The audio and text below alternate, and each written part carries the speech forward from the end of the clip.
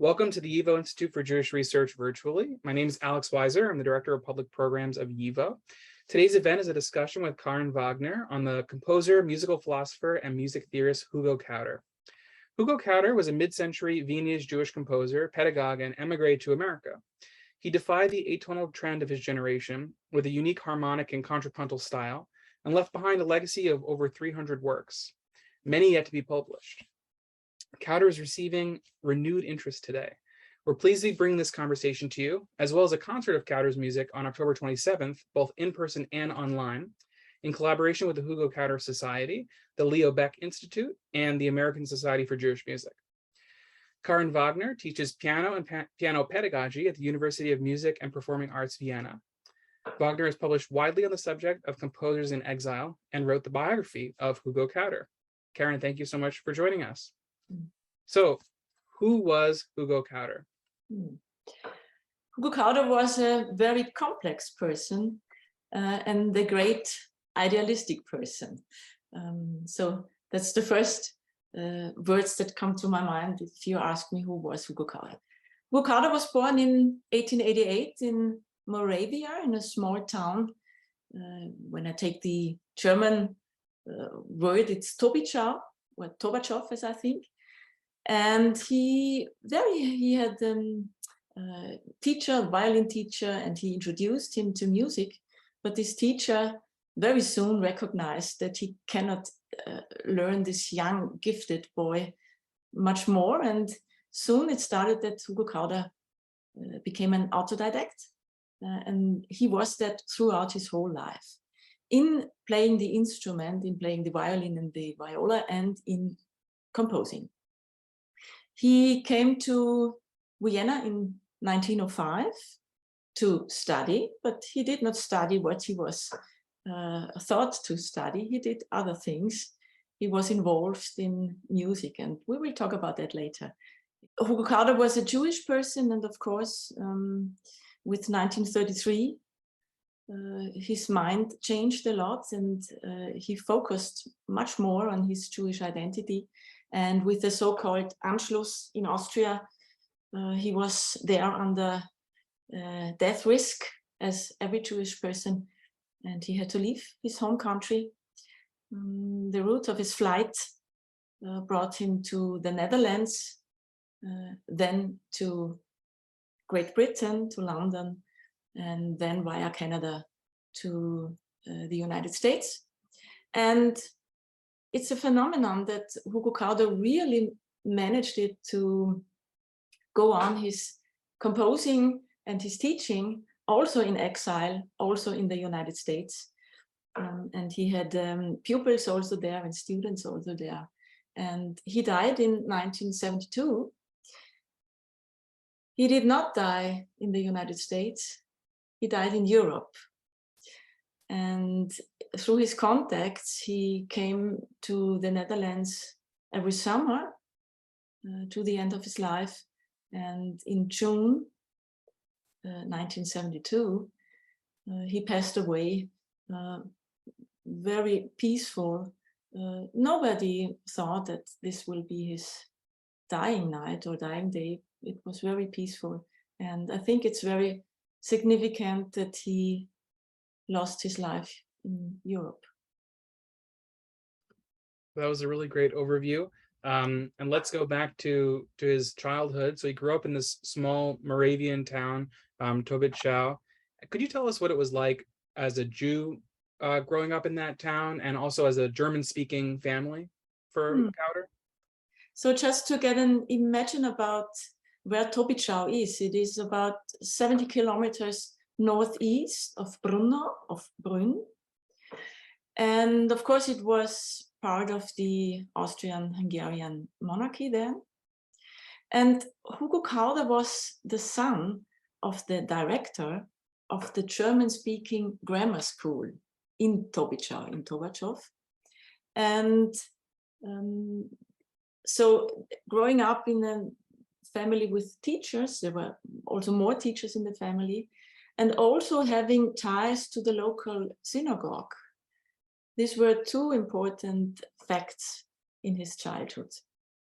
And So the Jews also in Moravia, there was a very special situation, as Hugo Kauder grew up in the times of the Czech-German conflicts. The nationality conflicts are very typical for the Austrian-Hungarian monarchy, for the late phase of the Austrian-Hungarian monarchy. And this was the situation also in Moravia and in Tobitschau. And in general, the Jews at that time, it's always a question of identification, being a Jewish person at that time. And you could say in general that the Jewish person felt Austrian in a political sense. They had the affinity to Germany or to German culture in cultural sense. And with the ethical questions, they felt as Jews. And of course, this always depended on the grade of assimilation or acculturation. And the special thing in Moravia is that because of this conflict, Czechs and German, the Jews, of course, felt more close to the German-speaking persons and to the German people. So when there was anti-German propaganda by the Czech population, this also included anti-Semitic diction and propaganda. So the Jews then were very close also to the German-speaking people. And this, of course, is also significant for Hugo Kauder being the son of the director of a German-speaking school. So then Kauder moves to Vienna in 1905, and he's involved with some really interesting circles, a lot of interesting musicians and composers during his time in Vienna. Could you tell us about his time in Vienna? Yeah. So the first question is, why moved Hugo Kauder to Vienna? What for? The parents had the plan that he should study engineering at the nowadays Technical University in Vienna. And of course, I was at the archive of this university, and I just saw that Hugo Kauder inscribed, and I saw the inscription, but this was just for 2 semesters. In Austria, we have 2 semesters with the school and studying system.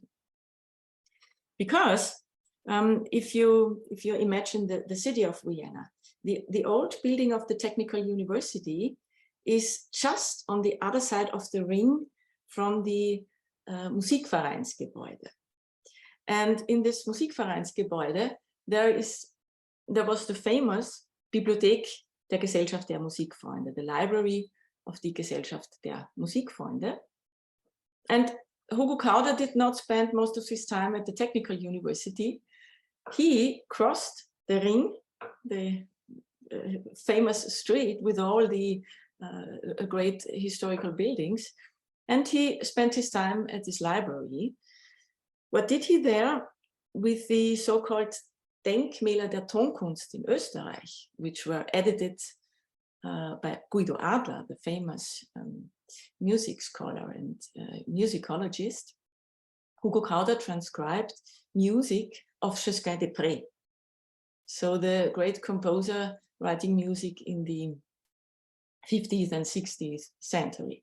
And that way, Hugo Kauder learned many facts and things about counterpoints, about simplicity in music, and of course about music history and music theory. And that way he also came across to be one of the very first persons dealing with historically informed music, because he then worked with the music of Schoenberg in concerts in Vienna. And one of his friends there was Egon Lustgarten. And Egon Lustgarten also was meant to study engineering at the Technical University. And Lustgarten also did not go to the courses. He also was at this library, der Gesellschaft der Musikfreunde. And both had such close contact also because they were so interested in metaphysical systems and in metaphysical thoughts. We will talk about that later. But that's the way how Egon Lustgarten and Hugo Kauder came so close together. And they really tried to apply teleological thinking also to music. And that's what they planned then. Yeah. And another person who was close to Hugo Kauder in his first time in Vienna was Karl Weigl, composer born in Vienna. His parents came from Temesvar, and Karl Weigl studied with Alexander Zemlinsky and also with Guido Adler, so a person that's important for the Viennese scene then. And Karl Weigl was the rehearsal pianist for Gustav Mahler at the opera of the Viennese court.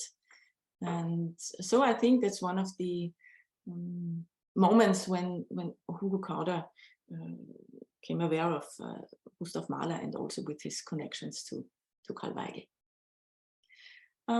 And just to mention some events before I will talk in general about Hugo Kauder's position in Vienna. I will mention in Austria, the founding of the International Society of Contemporary Music. There is a famous picture of the founding members. And I think that's a picture the Hugo Kauder Society likes to show the world, because there are so many famous persons, and also Hugo Kauder is part of this picture.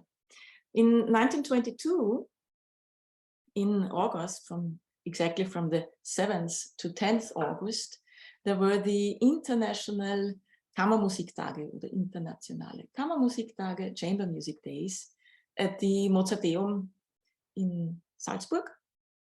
And the committee of this International Kammermusiktage, they wanted to plan that the idea of contemporary music goes on, and the idea of chamber music series with contemporary music goes on. And there were very important persons including that discussions. And the same month, in August 1922, in Café Passat in Salzburg, the International Society of Contemporary Music, the Internationale Gesellschaft für Neue Musik, as we call it in German, was founded. And one of the founding members also was Hugo Kauder. And of course, everybody dealing with contemporary music in Vienna knows Arnold Schoenberg's Verein für musikalische Privataufführung, where the really avant-garde music was played, not only avant-garde music, also kind of older music, Max Reger or also Debussy, but also, of course, music of the Schoenberg circle. And Hugo Kauder was, as he played the violin and the viola, he was one of the musicians in two programs. One was when, under Schoenberg's direction, Igor Stravinsky's Pribautki was performed. That's 4 songs with instrumental accompaniment. And the first string quartet of Karl Weigl and Hugo Kauder played the Viola d'Amore. That's what the letter said that I read. And I didn't see the program exactly. So the instruments were not named at the program exactly, but I think Hugo Kauder played the Viola d'Amore. And I think it's kind of interesting to tell you something about the position Hugo Kauder held in Vienna. And the interesting thing is that he really had a wholly individual position. He was not part of any wider grouping or association of composers or circles of composers, because he was really a very idealistic individual person. And also the reviewers could not classify him. That's what I really appreciate, because it shows that he did his things in his own way, and not in trying to den anderen nachzuarbeiten, oder not to imitate other tragedies. So in 1922, Richard Specht, for example, wrote in Neue Musik in Wien that Hugo Kauder is not definitively placeable. Or Egon Lustgarten, we heard about him just before, he wrote in Neue Wiener Musik in Salzburg in 1922 that he only can compare Hugo Kauder with Rudolf Rezi or Josef Matthias Hauer, because they also are not part of any group. And Lustgarten called Kauder one of the most compact musical personalities of the time. And this means that Hugo Kauder had so many interests that he really worked out, and he worked in so many fields, and that made him really a compact personality. Maybe it's interesting also to mention the so-called Arbeitermusikszene in Vienna. And there is the famous name of David Joseph Bach, who founded in 1905 the so-called Arbeitersymphoniekonzerte, the Workers' Symphony concerts. And those concerts mark a very important point of the so-called Red Vienna, when the Social Democrats and the Sozialdemokratische Kunststelle tried to open the doors of the music halls for people of every class under quote, and to open it also for the working class. And David Joseph Bach also organized huge musical festivals. For example, the Meisteraufführungen in 1920. And there, Hugo Kauder's Fantasy for Violin and Orchestra, composed in 1917, was performed by Hugo Gottesmann. So Kauder was part of the programs of this idea of the music festivals in Vienna that are really part of the idea of the Red Vienna. And in 1924, there was this really, really famous Musik- und Theaterfest der Stadt Wien. And there, Hugo Kauder's first symphony in A minor was first performed. And that's the work that we are going to hear quite soon. And I'm very happy about the fact that I will be there. This is happening at Carnegie Hall, that the Bard is doing it.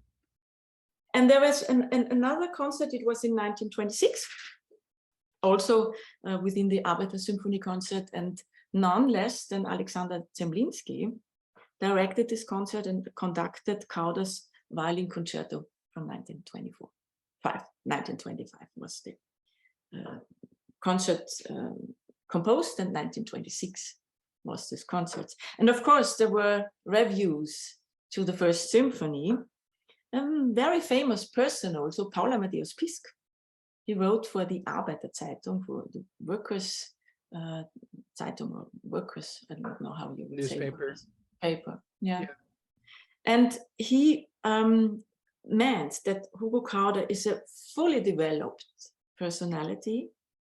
And Paul Amadeus Pisk could also feel Mahler's spirit in the question of inner honesty that obviously Kauder had, and this fanatism for truth that Kauder had. And I'm sure he had this because I know many, many of his letters and the things he thought and wrote.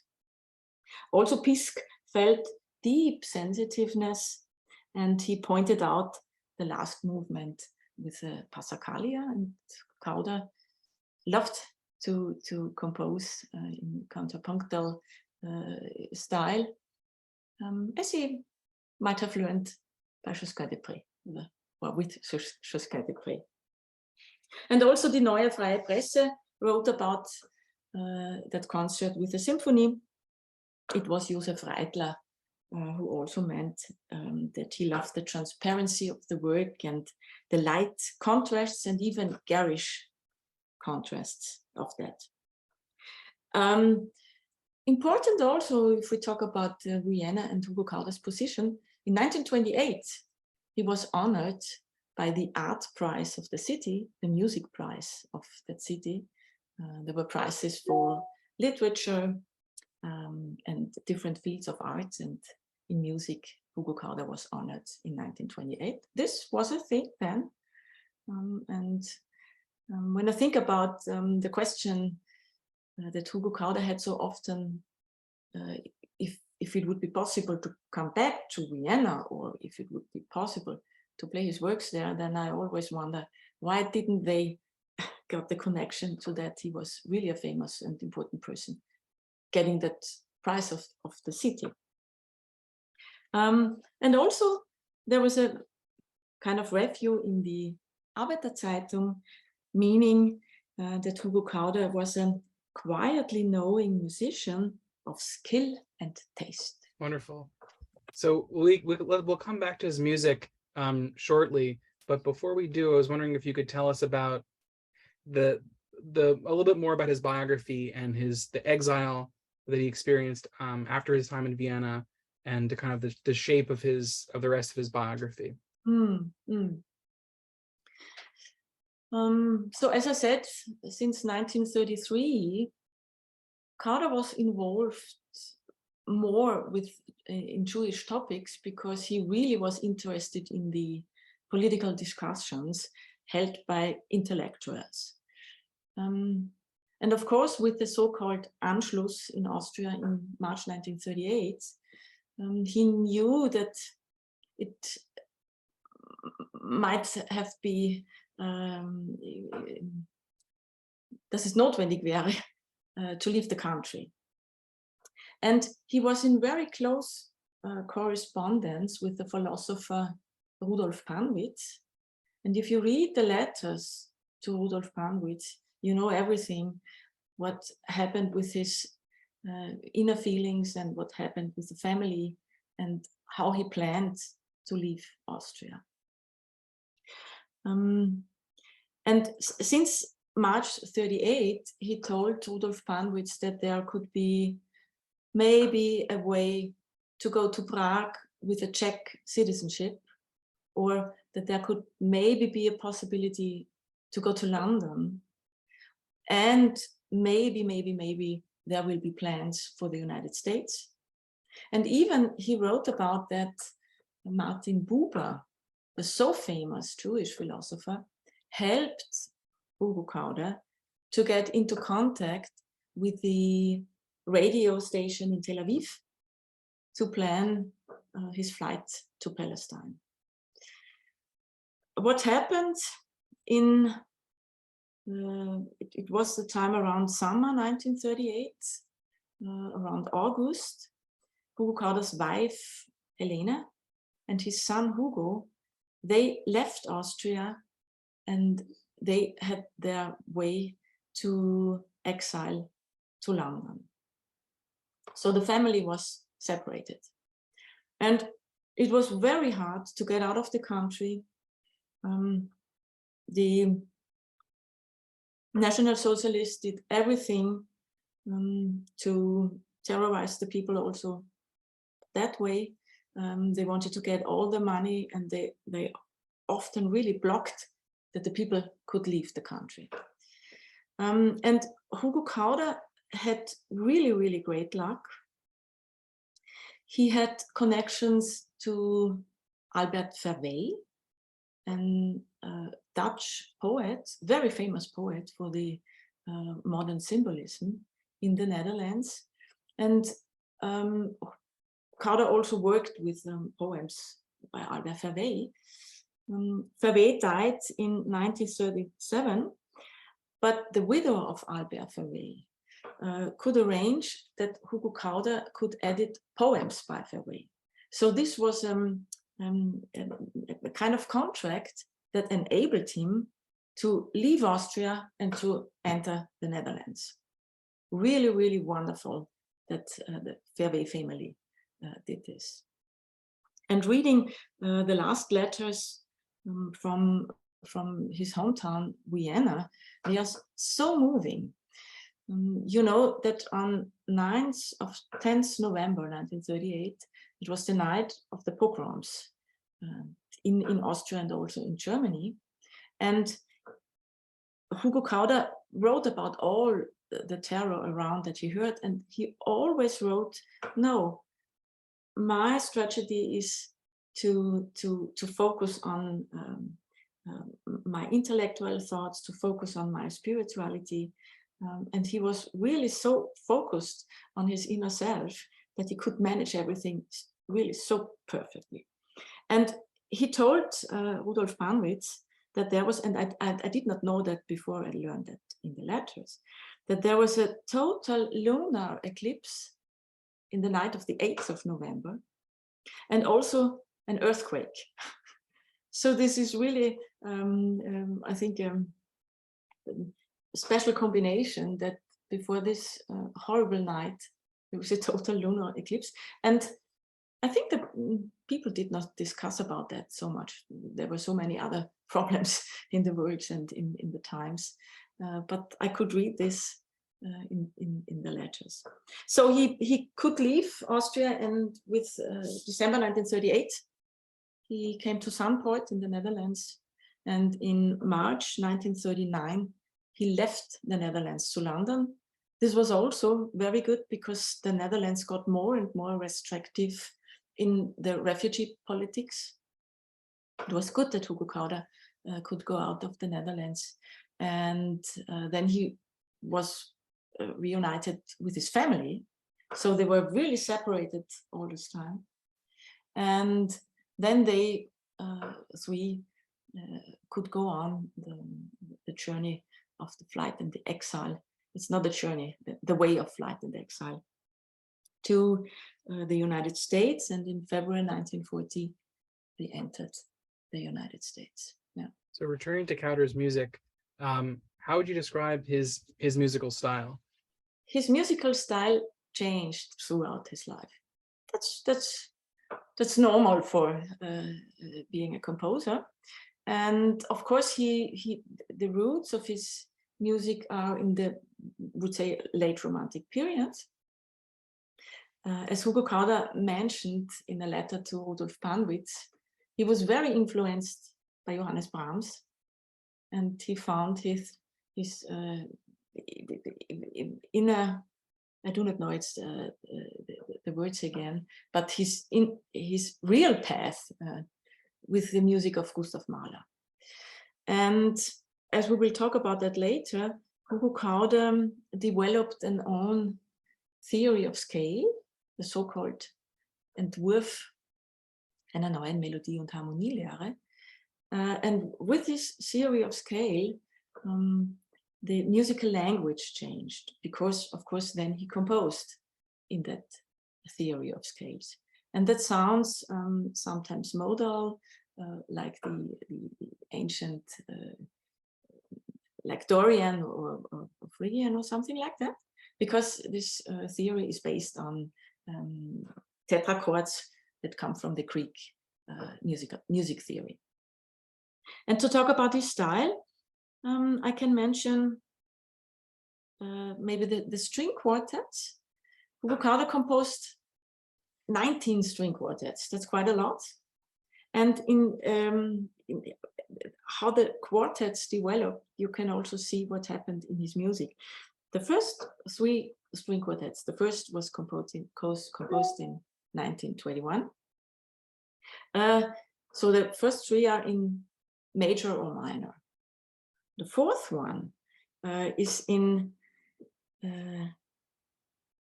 just on the bass tone F sharp, so not directly major or minor. And from the fifth on, there is a central tone or bass tone, and the whole work is composed within the system of his scale theory.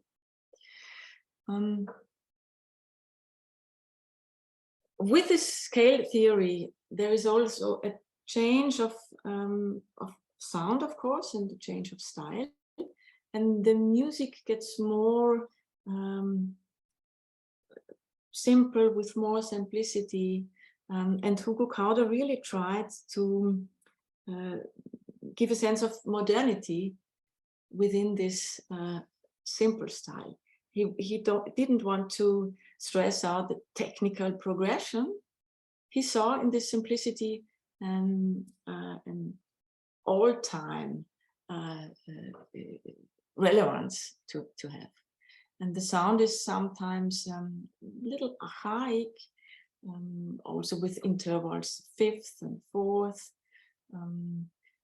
Motifs are also very short and not extremely expressive, but the reduction has an other sense of expression.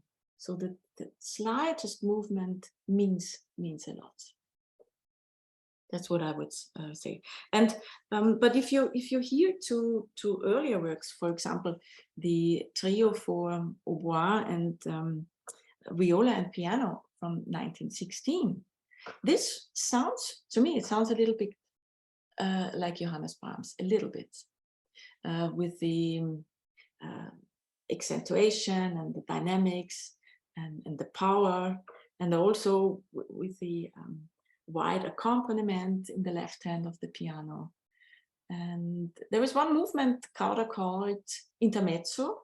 This also reminds me, of course, on the piano pieces of Johannes Brahms. And there is a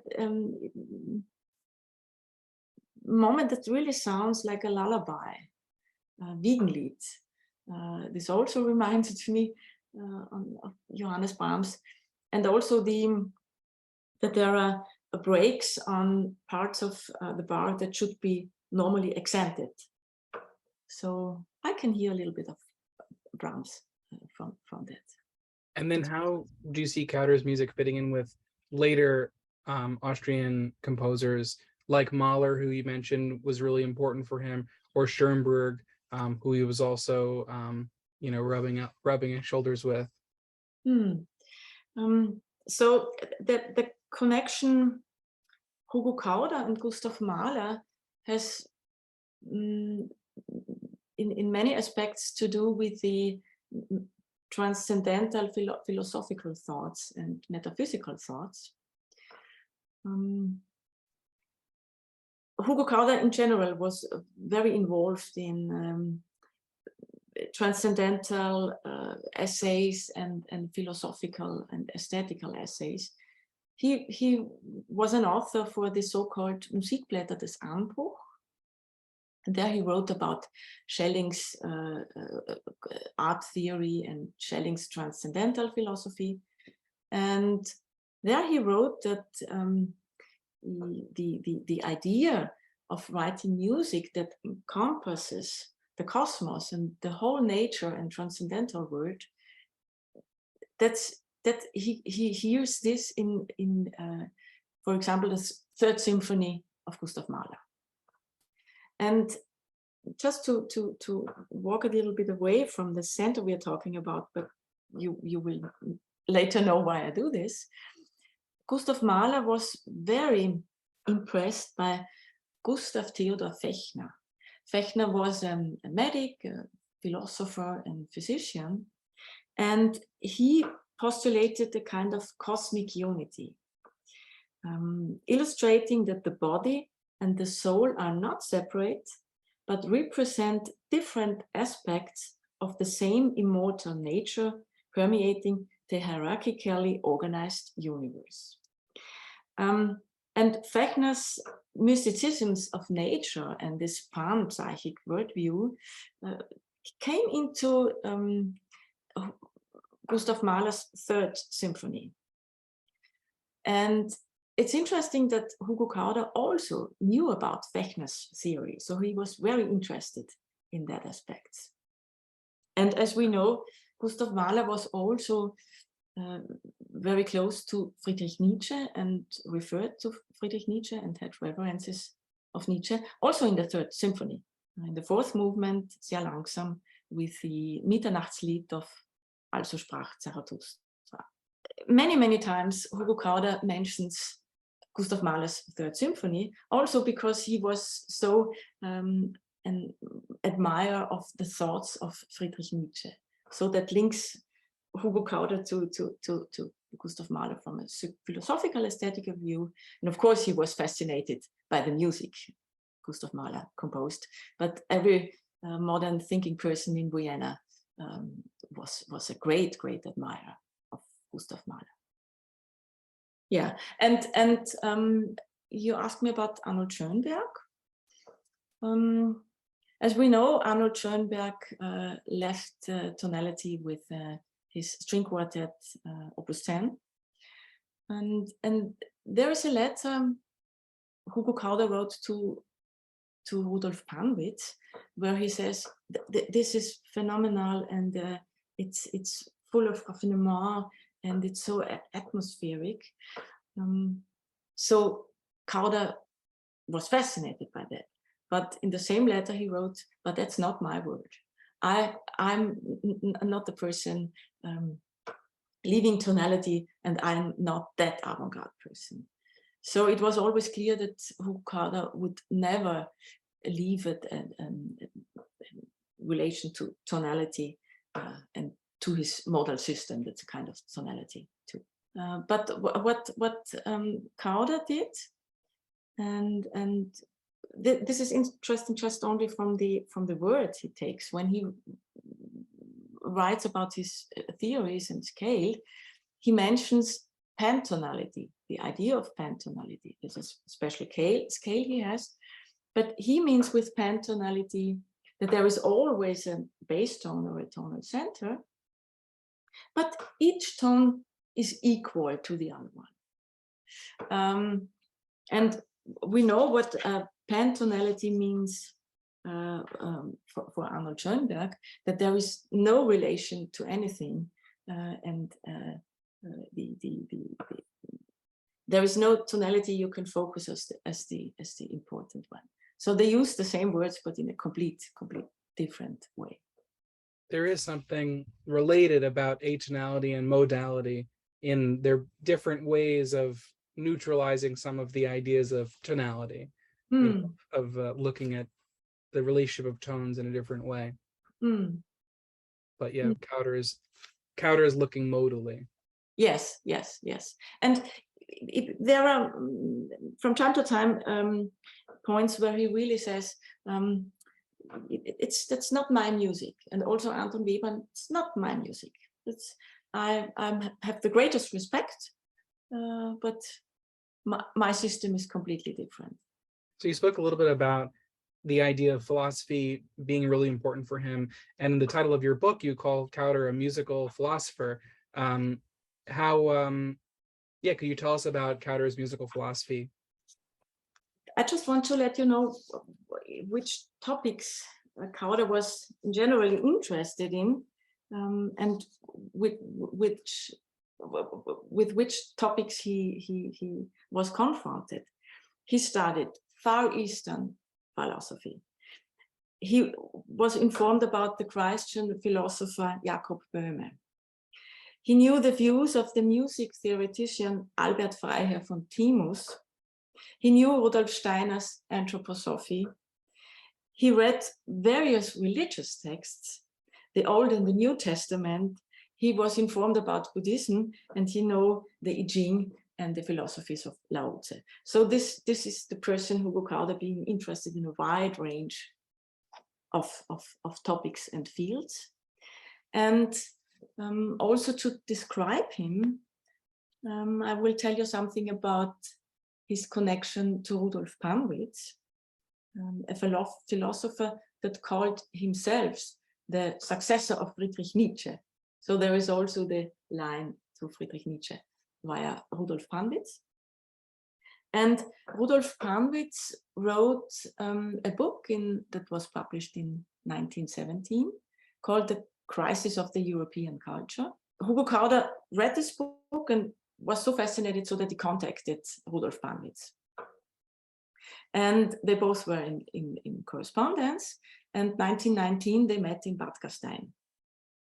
And after this meeting, Rudolf Panwitz wrote to Hugo von Hofmannsthal, famous poet, that he now met a very interesting person, a composer that is completely on his own position, that has great sensitivity for words and their meaning, that is so tender and unpretentious, and that it has its spirituality in the Orient and is so full of metaphysical ideas. So that's the description that Rudolf Panwitz gave. And the music philosophy bases, of course, on the idea with a scale to get a connection to ancient times. So to have an Allzeitgültigkeit, to have an all-time existence. As I said before, in connection with Egon Lustgarten, they tried to combine teleological thinking with music, and this should be music that only serves a higher order or a divine order or a higher instance. And this should be music with as less associations as possible. So no programmatic music, music that serves the higher order. This is what I would say to his music philosophical thinking. And of course, in his early phase, there are songs and he interprets the songs with his music. But later on, he formulates that the music should not really describe the words. The music should support the inner vibrations of the words and the inner vibrations of the poem. So that's a difference. And while we're on his philosophy, do you want to talk at all about his work as a music theorist? Mm-hmm. Mm-hmm. So talking about his profession as a music theorist, of course, we come to the Entwurf einer neuen Melodie und Harmonielehre. This work was published in 1932 in the Viennese Universal Edition, so a famous and very good publishing house. And the Entwurf was dedicated to Rudolf Panwitz.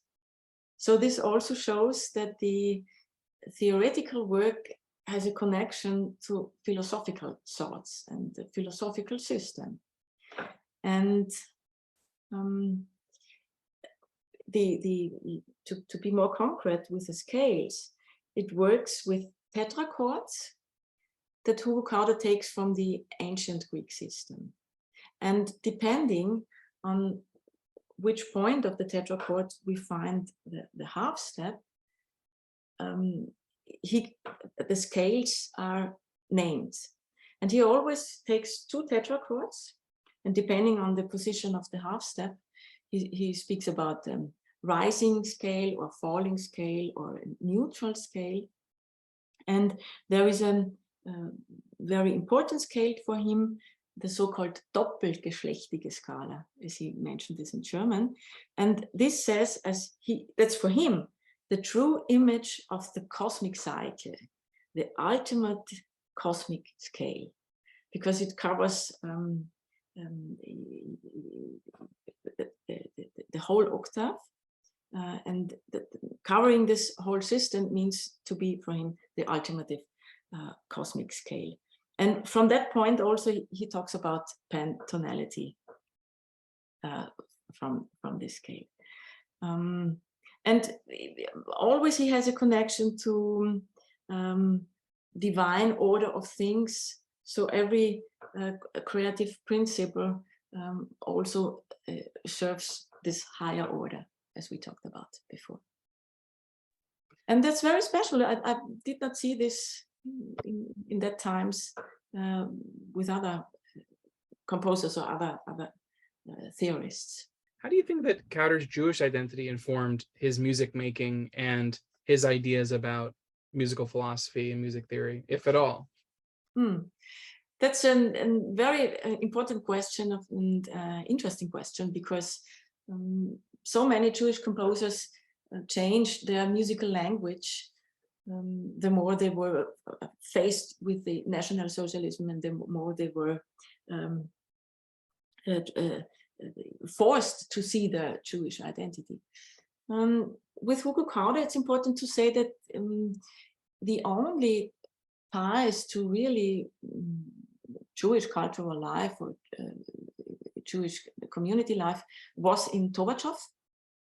And in Vienna, I did not find, in his first years or the early years, I did not find any documents that show that he has a connection to Jewish communities or Jewish cultural institutions.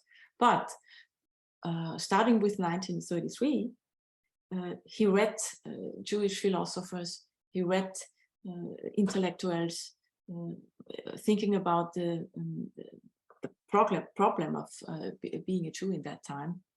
And for example, he later then in 1935, Hugo Kauder was in contact with Karl Wolfskehl, who was a founding member of the Zionist movement in Munich.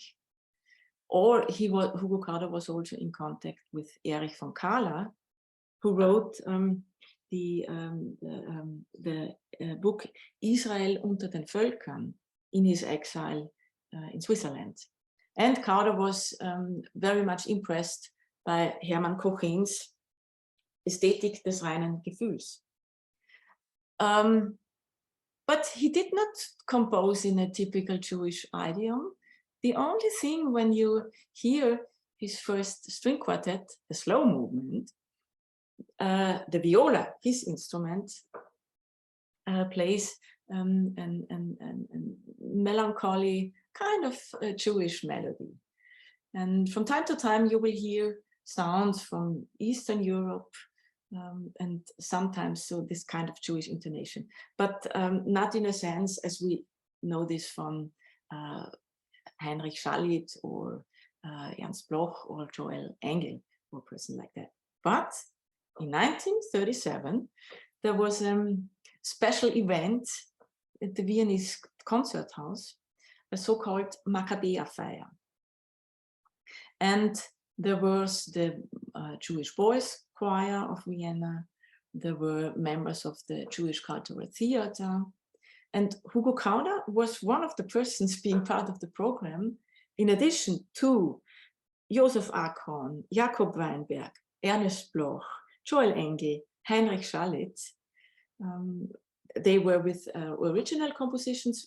Hugo Kauder arranged Hatikva, the later anthem of Israel, and also there was on the program Engel's Szene, Jacob's Dream. That's really interesting. I did not find any other documents about that. I did not find any reviews, but it's significant that Hugo Kauder was part of this in 1937. I was also very curious about that piece. Maybe one day the score will turn up and we can perform it. That would be great. That would be really, really great. Yeah. So stepping back a little bit and looking at Kauder's legacy, he's having a bit of a revival now, in part thanks to the activity of the Hugo Kauder Society. But why do you think that Kauder's music isn't better known?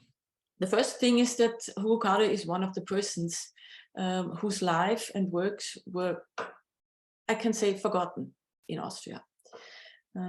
Because of his escape from Austria. And after the Second World War, there were not that much tendencies in Austria to get the people back from exile and to work on that what they did for the country before and for the cultural scene here before. So that's the very first point, of course. And I think Hugo Kauder, if people knew his name, then he was known as a theorist, because a few persons were informed about his music theory. But the works and the compositional side, it really was forgotten with his flight from Austria. And the fact is very important that he could not come back after the war. He really loved so much to have his concerts after the war, to have a kind of revival. Then this did not happen. That's great fault by the then responsible persons in Austria. That's a general thing for Austria. In Germany, this all was much, much earlier to talk about the persons in exile, to get them back, to talk about their works. Austria is quite late with that. There was a quote in your book from a letter that Kauder wrote to Rudolf Panwitz that I found, on this topic very moving. Right before he goes into exile, he is already worried about what's going to happen to his career, and he says, a quote, "What's bad is that I have no one abroad who might promote my music to a serious degree, with the result that I will appear to be nearly or completely an unknown." And so he was very conscious of this idea that being forced into exile is forcing him to start over, his career in many ways. And because the situation in Austria was what it was, it didn't pick back up at any point, and so he had to restart at that point, which is definitely it's a rupture. Yeah, it is, and of course, Hugo Kauder was not that big name as other refugees. Of course, it was a question of how famous you are. But what I admire really in his life, that he was able to build up his life in New York in such a good way. Really, really, that he did not stop composing, and even he arranged with the English language, and he wrote songs with that in that new language. That's really a great thing. Yeah. But it's a pity that he couldn't make it to get back to Austria. And there is also in my book the correspondence with Victor Beermeiser, who really helped him. He knew Victor Beermeiser via the Arbeiter Musikszene, and he had no chance. So I'm very happy that my book exists, and I'm so happy that you in the United States play his symphony, and I hope that there will be more opportunities to get Kauder's music back to Austria. Why do you think people should know Kauder's music now? I would say it's not only the music, it's the whole person, because he also was a great pedagogical person. He had so many pupils that were so fond of his teaching, and he has works also that show him as a good didactic informed person. So that's the one thing, that he is really a wonderful pedagogue. Also, I want that the persons know his music theory much better. I wish that they know his philosophical essays, and I want to know. I wish also that they know the person. The person Hugo Kauder is such a sensitive, honorable, honest person. And that moved me really deeply, especially when I went through all these letters. I could feel his personality. And his music is music that is very noble, I would say, very unpretentious also, I would say, very beautiful. And the early works really sound different than the later ones. And the lieder are so special. I could organize in Linz here a concert with lieder of Hugo Kauder, and the people really were moved, and it was such a quiet atmosphere. And the music is interesting, it's beautiful, and it's also very moving because of the simplicity. Well, that might be a good place for us to stop. And thank you so much, Karin, and thank you to everyone for joining us. And if you want to hear some of this music, I hope you'll join us for our concert on October 27th. We're going to be featuring some of his chamber music and some of his vocal music. And there is also this performance at Carnegie Hall. Make sure to put some information about that in the description of this video. And our concert at YIVO will also be available on our YouTube channel if you're unable to make it. So we hope you'll join us. And yeah, thank you so much. Thank you, Alex.